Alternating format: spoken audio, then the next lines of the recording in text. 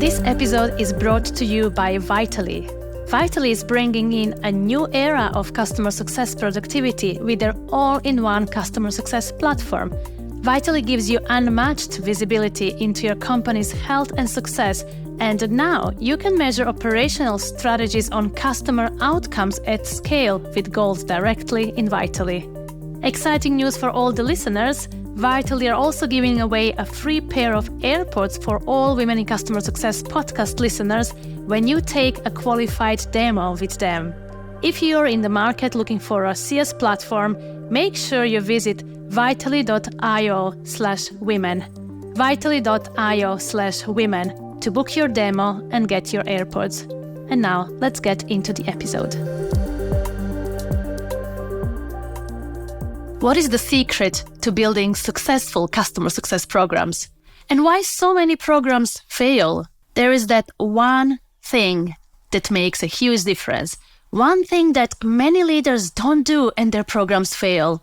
Join me today as I talk to Erin Stavi, customer success executive and the founder of Lakeshore Success Strategies, as she reveals her strategies for building successful programs from nothing and scaling to over 100 million of ARR in revenue. Let's meet Erin Stavi. Hi everyone, this is Maria Scobe-Pillay, and you're listening to Women in Customer Success podcast, the first women-only podcast where remarkable ladies of customer success share their stories and practical tools to help you succeed and make an impact. If you want to learn more about customer success, get career advice and be inspired, you're in the right place. So let's tune in. It is such a pleasure to welcome Erin Stavi, customer success executive and the founder of Lakeshore Success Strategies. Erin, I'm just so excited about this conversation. Welcome to the show. Thank you. I'm excited to be here, and congratulations on your 4-year mark of running this. I'm really proud of you. That's such an achievement. Oh, well, thank you for that. It seems like a long time, and it is, but having this awesome conversation with ladies like you, it just went in an eye blink, and it's just so awesome to every time have an amazing conversation and learn so much. So I'm so excited about this conversation. Let's give our listeners a bit of the idea. Where are you based in the world? Sure. I'm currently in Chicago, Illinois. What's currently on your Spotify playlist? Oh, man. So I'm trying to up-level my listening on Spotify because I actually worked at a music organization when I was in college that would bring acts to campus. So I listened to a lot of music. A lot of it is rap, actually. I listen to it in the gym. It gets me amped up. The beats are really good. But I'm trying to bring in a little more jazz, a little more classical. I also, whenever I cook, I don't know if you're familiar with big band music, but it's like from America, from the 30s and 40s. It's just... Oh, that kind of big band with like nice trumpets and all the nice jazz band orchestras. Yeah. So I listen to that when I cook. Beautiful. Now, when you don't cook, what's your like Netflix guilty pleasure? I don't watch a lot of TV, but Great British Bake Off is my all-time favorite. My biggest life dream is to be on Great British Bake Off. So hopefully one of the producers is listening. I've been curating my Instagram for like 7 years now, so that when they're assessing me, they will see that I'm serious about this. Yeah. Okay. So what's your most favorite baking recipe that you're using, or what's like your specialty that people would know about you? The thing I make the most often is going to be challah bread. I make it on Fridays or for holidays, so that's the egg braided bread. But then I made myself kind of a cream puff structure for my birthday a few years back. I'll show you a picture later. It looked good. I'm not going to lie. I love that you're proud of that. You should be. But tell me, were you always like that? Like, would a 16-year-old be surprised to find you in your current job and your current life doing baking, going to gym, enjoying big band music? There's a lot of commonality between 16-year-old me and not 16-year-old me. I did cook. I've been cooking since I was a kid. I almost went to culinary school, so that wouldn't be a surprise that I did that. It's always been in the back of my mind. I was working at an ice cream place and I was serving customers. So that isn't necessarily surprising. I do think me running my own business is a surprise for me and a lot of people around me. I think that also the fact that I've stuck with the same discipline for my entire career likely would have surprised 16-year-old Erin. But if you could be remembered for one thing in your life, what would that be? If I could be remembered for one thing, I want it to be kindness, how I treat people, how I care for people, how I show up for people. There's cool business outcomes. There's amazing things we learned. There are great places to travel. But for me, at the end of the day, it's have people seen that I have genuine care for them, and has that translated or helped them in their life. That for me would certainly be how I want to be remembered. I'm trying to think of the people who ever worked with you. If they are listening, I'm somehow really convinced that they would cherish that about you, and that they would say, well, yeah, that's exactly how I felt in Erin's team. We do stay in touch. I'm still in touch with everyone from the last 10 years that I've worked with. So yeah, I'm a clinger. That speaks volume about your leadership. And I wonder, was there any particular moment in your pretty substantial career in SaaS that impacted how you are as a leader? The way you started looking into your leadership style and understanding what is the type of leader that you want to be? I'm going to give you two answers because there were two pivotal moments. One was when I first started being a leader, and I was a player coach. I was handling the largest accounts at the startup I was working at. We were transitioning from a service to a product company. And I started thinking about all of the one great leader I had seen, and a lot of the poor managers, unfortunately, I had worked under. And really, my leadership style came from a place of, I'm always going to be a human, and that's going to surpass whatever work we're doing together. That's going to be my number one. And number two would have been, I just don't want to make people feel the way that I've felt with poor managers. So that's my start off of my leadership. Then if we move forward by about 6 years, COVID and the beginning of it fundamentally shifted not how I treated people, but how I treated myself and how I became a more resilient leader. So how were you treating yourself before that realization? Oh, buckle up. I lived in New York City. I had been there for a few years, and I did a world tour. I've lived where I live now. I lived in Tel Aviv. I lived in New York. And the culture in New York, the first question people ask each other is, so what do you do for work? And unfortunately, I allowed myself, because I do have a lot of drive, I allowed myself to put about 97% of my life force into my job, into my people. And I didn't have a lot left for me, for who is now my ex-husband, God bless him. And so COVID hit and I stopped running. January 2020, I was gone 4 out of 4 weeks, and I wasn't home for 2 of those weekends because we had so many client meetings on the West Coast that it was cheaper and made more sense to stay on the West Coast. I wasn't physically taking care of myself. I didn't have any real mental health structure put in. And I just, when the world came to a stop, I realized that I was feeling really empty and I needed to do some work. So I kind of ripped my life down to the studs. And I started building all of these healthy pieces outside of work. And that actually helped me surpass and get through really difficult business headwinds, and be a resilient leader and show people what it meant to pick yourself up and keep going.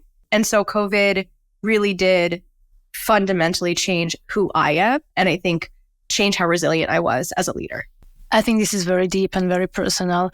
And thinking about putting almost everything, every atom of your strength and energy and mind and soul and body at the end of the day into the work can take its toll to your body and mind and soul and everything that you have in life. So when you were picking yourself up, what were those immediate building blocks that you put in place for your mental well-being and physical well-being, for your overall health? Yeah, it definitely goes together. And I was not an active kid. So I, first of all, shift my mindset from investing in others to investing in myself. I still invested in others, but I realized if I didn't have anything to give, what was I actually giving other people? So I started working with a trainer because I had been really intimidated by going into gyms, and I had really negative experiences in gym as a kid. So I wanted to have the privacy and work with that. So I actually lost about 70 pounds in like 18 months, maybe 24 months, gained muscle. And the cool thing is that I was doing strength training instead of just cardio. And when I was building muscle and felt my body getting stronger, I started to feel my mind getting stronger. So that was one. Two is I did start speaking with a therapist, and I wound up being the executive sponsor of the mental health and wellness employee resource group at my former work. So that was a really beautiful moment of vulnerability there. And then finally, I've always communicated hardship with my loved ones, all of that. But I think it was being really mindful with myself of reflecting on like, what do I deserve and what do I want to give myself? And that's not a way of thinking that I had really explored prior to that. I'm so happy for you for those moments that happened. It seems that, those were very transformative moments, very vulnerable moments. And I really appreciate you sharing, because I've seen so many times how, life goes by so quickly and it's so easy to get stuck in a rat race. And by the end of it, you're just thinking like, what was the point, right? But literally, what do you have at the end of the day? Yes. Yeah. I'm with you. I think that's exactly right. And I've always had the clarity that when I'm on my deathbed, I'm not going to be thinking about capital that was raised or businesses that were acquired or whatever, or my percentages of renewal rates. I'm going to be thinking about the people around me. And so I'm grateful for that time because I became more present and choiceful in how I'm spending my time and how I'm able to actually do that with the people I care about. This is so interesting how you mentioned like when you were on the deathbed. It's one of those things that when we are young, as we are now, people don't think about it, and it's almost so far out in the future. But as soon as you really start asking yourself that question, because it can happen anytime for anyone. It's really about what's your legacy, and it goes so well with what you said previously. Like you want to be remembered for being kind to people around you, and it seems that it really boils down for you to how do people around you feel when they are working with you and when they are in your presence. 100%. 100%. I think that's exactly right. You have achieved some amazing, amazing successes in your career, and I can't wait to dig deeper into everything that you've done. I don't even know where to start from. I know. Give us a little bit of just a brief. How did you end up in customer success? The $1 million questions everybody wants to hear about. Yeah. So I graduated college right after the economic decline of 2008. And I went to school in the States, and it was very expensive and I had to pay for school. So I had to get a job. And there was a scary statistic that a year after I graduated, only 33% of my graduating class had a job. I was lucky in that I had one, and it was an account manager at Nielsen. Nielsen not only is known for TV ratings in the States, but they have a lot of data from grocery stores, all kinds of different retailers that they sell to, let's say, cereal brands, leading cereal brands in the world. So I got into customer success because at the time it wasn't really known or in existence. I was an account manager, and I was an account manager at a place that we were onboarding to a client. The Nielsen had stolen the contract from their largest competitor. And so I got into it because I just was good at data and statistics, and I liked to tell stories. So I helped equip one of the world's largest cereal brands with information of what's going on in the market and what should you do. And then from there, I did that a second time in the beer and craft beer space. So I'm allergic to beer, but I knew everything about craft beer. It was taking off. I love the connection. Like, I almost joked with you of what do you want to be remembered by, and to say that I'm hilarious, but a lot of people don't think I'm funny. But I wrote this article, and I was like, IPAs are creating a brouhaha, spelled BREW, like brew, like beer, in the retail space, and it actually performed well. But I learned there how marketers thought. And I learned there how you could have a data point, but the importance of storytelling with data. So after that, I moved to completely different outside of Fortune 500 corporate. And I went into this space at a small startup, Series A startup in Tel Aviv that was servicing those same clients, but totally different internal workings. So I can get into that, but I all started because I needed a job, and that was the job that I could get, in all honesty. Fair enough. Why not? It led you somewhere, obviously. Yeah, I'm really grateful for that. I think storytelling with data and looking at numbers and helping people make decisions can be really difficult. And as CSMs are thinking about, what do I do with an EBR template? And what are the metrics I should put in, right? I know there are approaches that I learned, and I also have hawk eyes when it comes to PowerPoints, because I just sweat over the slides that I used to build, trust me. So that all helped. And then going into the startup world was a game changer. I mean, seeing my voice reflected and to immediately make changes, and then to be respected and valued for what I had, and being able to ultimately build a team and a program. I mean, that was just, how can you look back after that? You can, but that's obviously something that led you to, from successes to even greater successes in customer success. And one thing that I have noticed about you while researching is that you have such a strong track record of building very successful programs from nothing and scaling them, to over 150 million in revenue. And I would really, firstly, congratulate for that. But I would like to know your secret. So when you are faced with, that big mountain of, we have to reach this target, and you have absolutely nothing, how do you build those programs in terms of strategy and in terms of leadership as well? Like, where do you even start, and what's the recipe for success? Well, that's my business now. That's your business. Okay, that's it. Well, let's talk about it. That's the recipe. You want my recipe?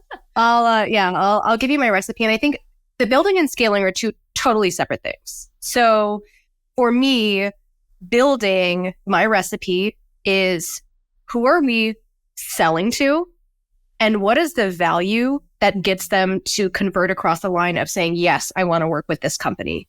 I always like to listen to sales calls. I used to join my salespeople when I was at that Series A company, the first startup I worked at. That wasn't my choice, but I'm really glad I did, because I learned a lot. And then I saw the relationship building. That way, when and if there was a handoff from a decision maker to a point of contact, I knew why they bought the product. So I didn't have to ask this person who came in later, who wasn't in the sales process, hey, why'd you buy the product? I'd say, got it. This product was bought for X outcome. Help me understand your role in that, or what else is important, right? So first of all, defining success is actually understanding what got them to buy in the first place. And my belief is that customer success is delivering a promise, and it's post-sale marketing. So what did we promise?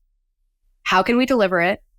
And how can we speak in a language and understand and make sure that the client agrees that we delivered on that promise? Oh gosh, I love that. I haven't heard it before.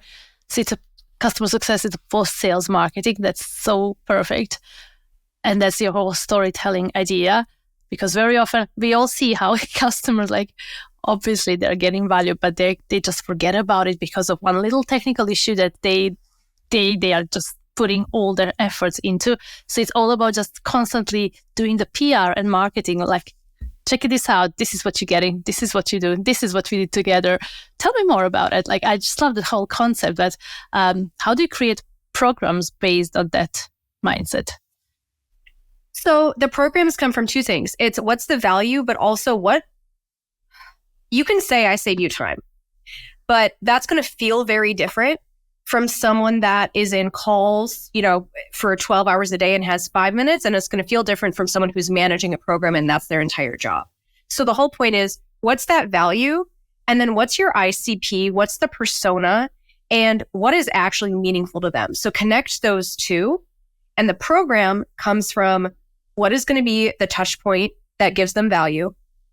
What's going to not annoy them in terms of cadence? Because I'm sure you hear this all the time, but QBRs don't have to be a queue. It's just very old thinking. And so for me, a program is what's going to be marketing, what's going to be relevant for the audience at the right time in a way that's going to either make them behave differently or continue behavior we know is positive, right? Such as engaging with the platform, etc.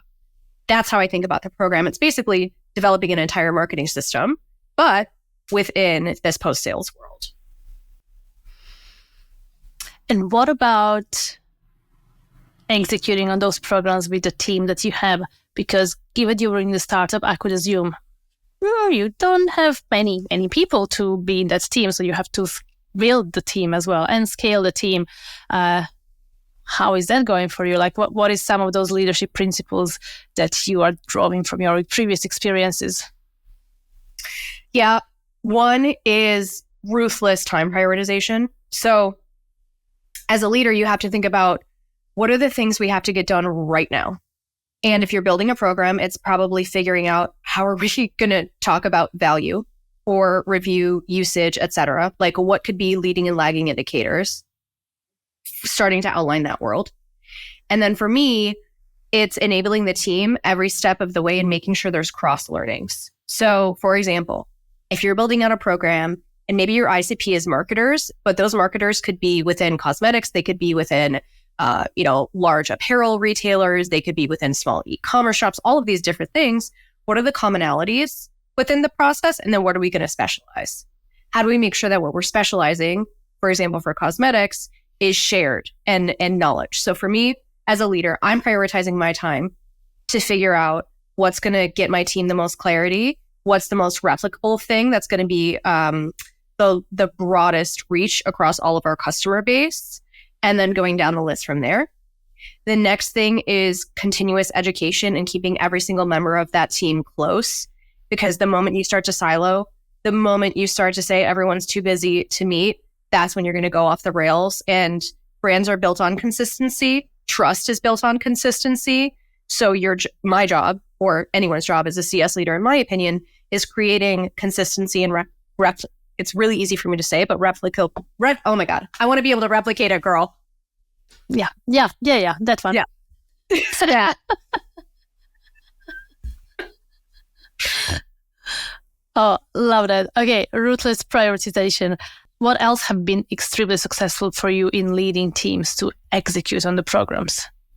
What's been successful for me, which will go back to how I had to change my mindset, and especially as amplified now in my new role where I see all these different programs at different stages of maturity.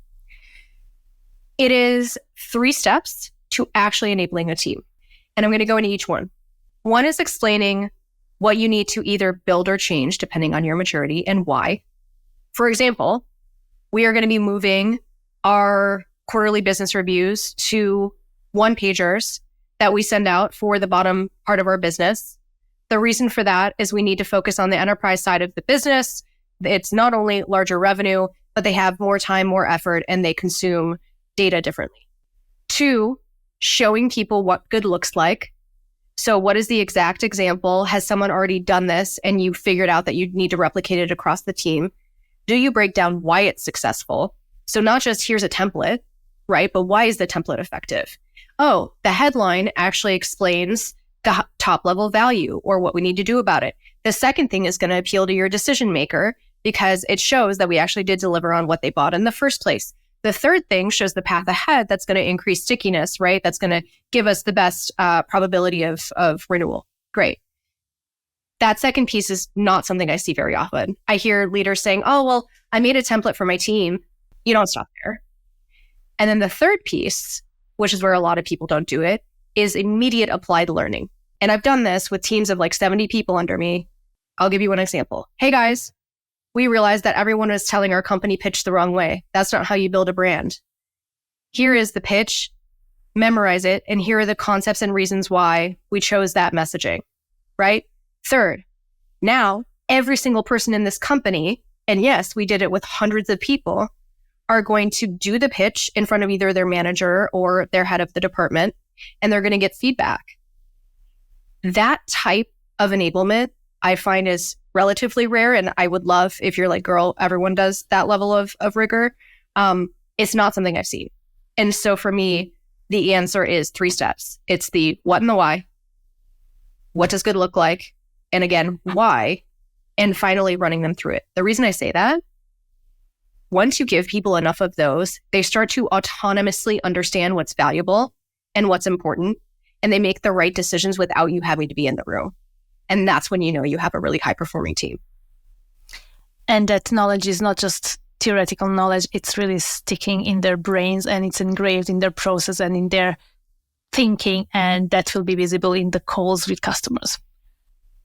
It's that, and it's also like when you say the why of what the strategy is, when you explain enough times of why you're changing things or what that goal is. Like I had someone, for example, she had a single client churn, and she ran a statistical analysis to figure out what are the different factors we could measure to get predictability in our business for churn. Do I think she would have done that if she hadn't understood time and time again, like, hey guys, we got blindsided by this logo. Hey guys, this feels weird. This is a theme we're seeing, but like, sheesh, we weren't ahead of that one. They started to take initiative. And for me, that's like, if there's one thing I want to do, obviously be a good human, but also empower people to be like, oh, I can make a difference on this business. And frankly, that's why the programs work that I've done. It's not about me necessarily. It's about the people, the understanding, and having enough discipline to slow down just a little bit, explain a little bit more, and then empower them with the decision-making to do the right thing. What's the program that you're most proud of? Wunderkind, for sure. That was my final W-2 job, and it was like 4.5 years of my life. And I came in, I had never done marketing technology before. So they do like triggered emails and text messages. And they took a chance on me because they only hired from Martech. They only hired from like really prestigious Ivy League schools. I went to a public college. I came in, I had 4 direct reports to start. And we got a 100% renewal rate for our first year, which was unheard of at that company. Yeah. And then that was on the smallest side of the market. So highest churn.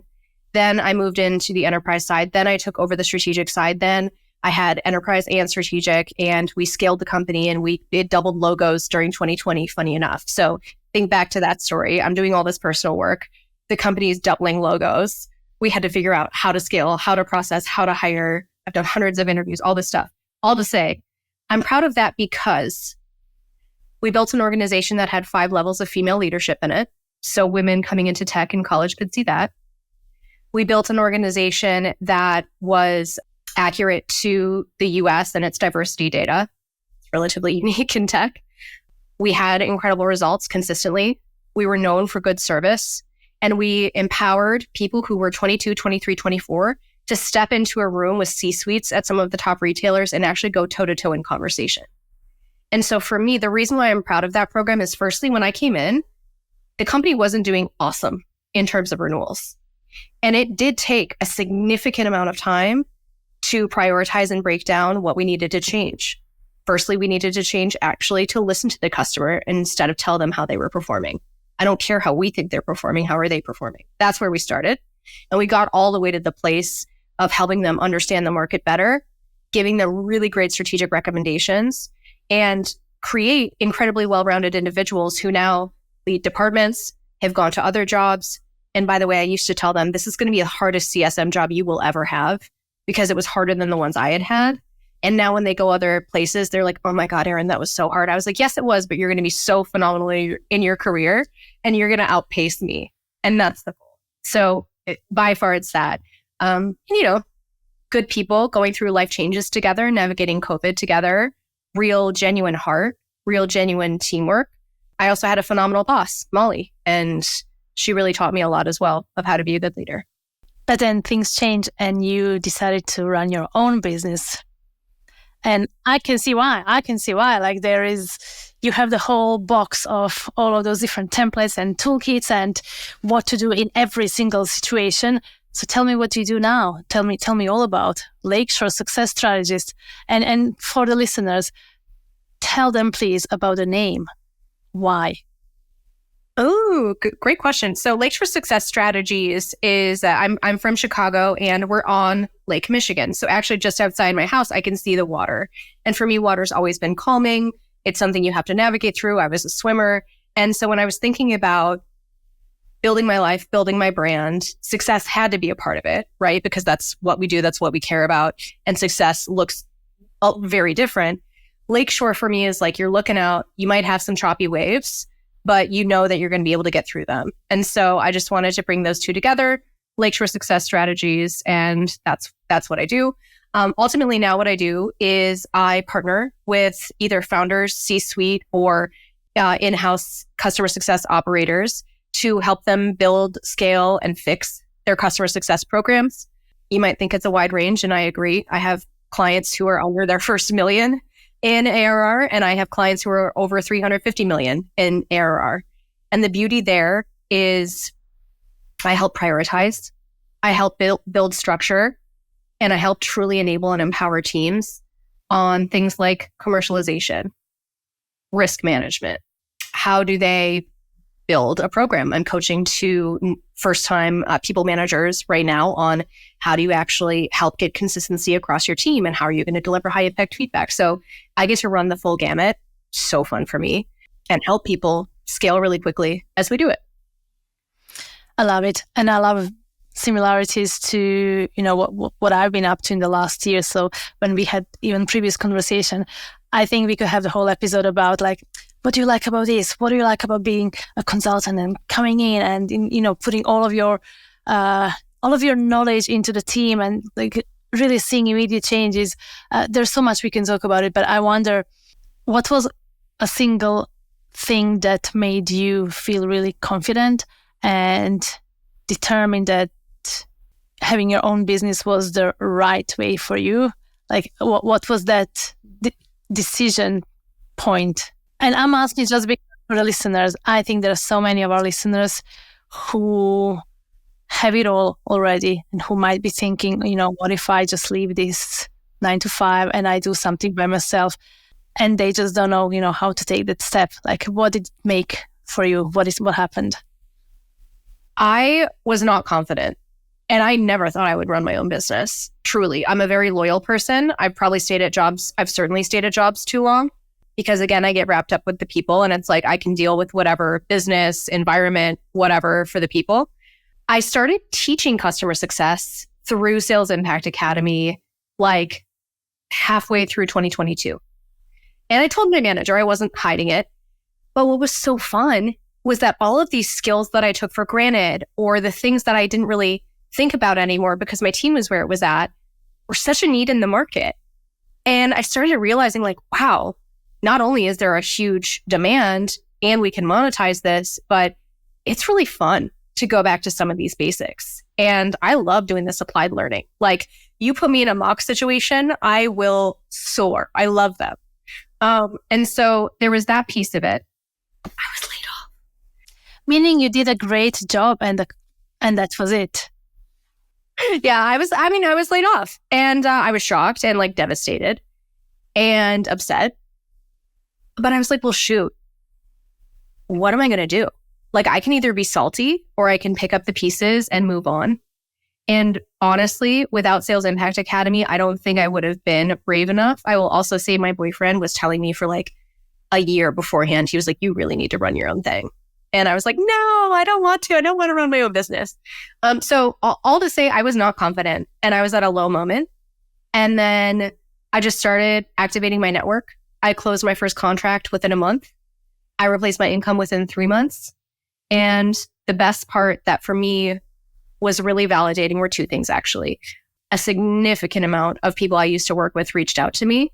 And so that kind of quieted some voices in my head. Like 20% of my former company, and my former company was 1,000 people. So it was volume. And then I love consulting and acting in this capacity because I don't know why, but I'm listened to a lot more. And what that means. Funny how that is the case, right? and what that means is I reminded myself that I actually do know what I'm doing, and I do know how to run good business. And I love partnering with people and having them listen and seeing it applied and helping them apply it and watching the business results.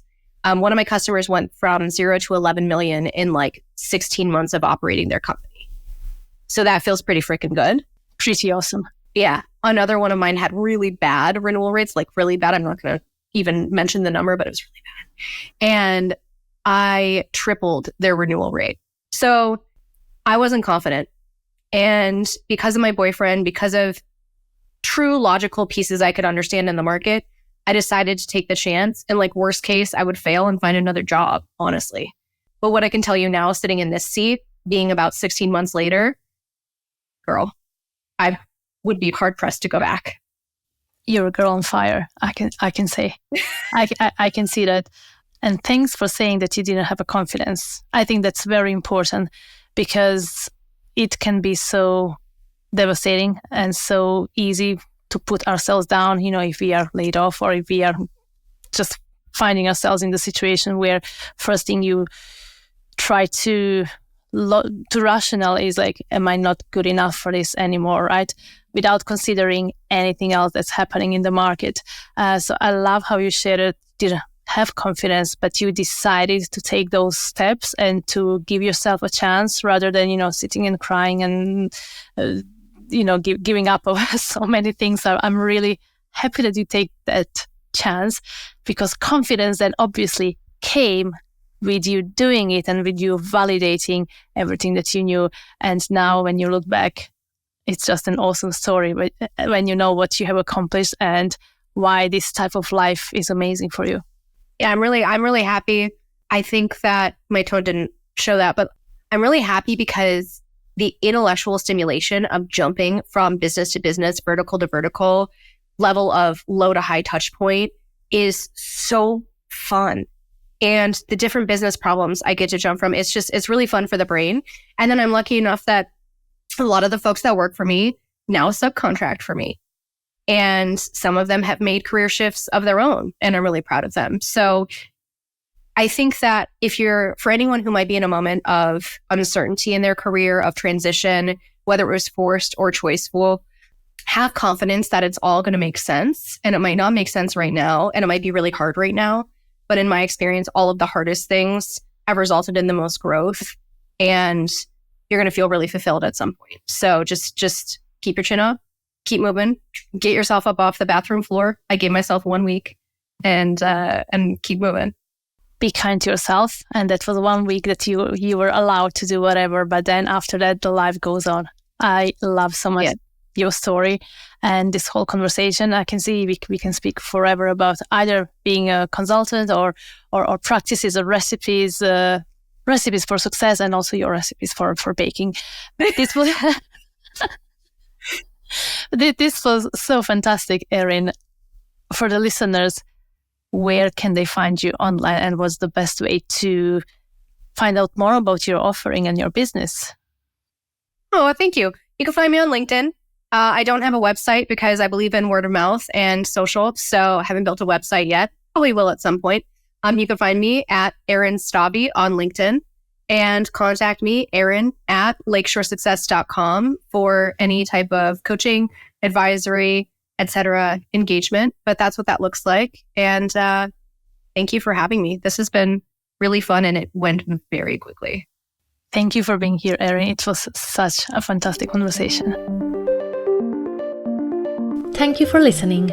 Next week, new episode. Subscribe to the podcast and connect with me on LinkedIn so you're up to date with all the new episodes and the content I'm curating for you. Have a great day and talk to you soon!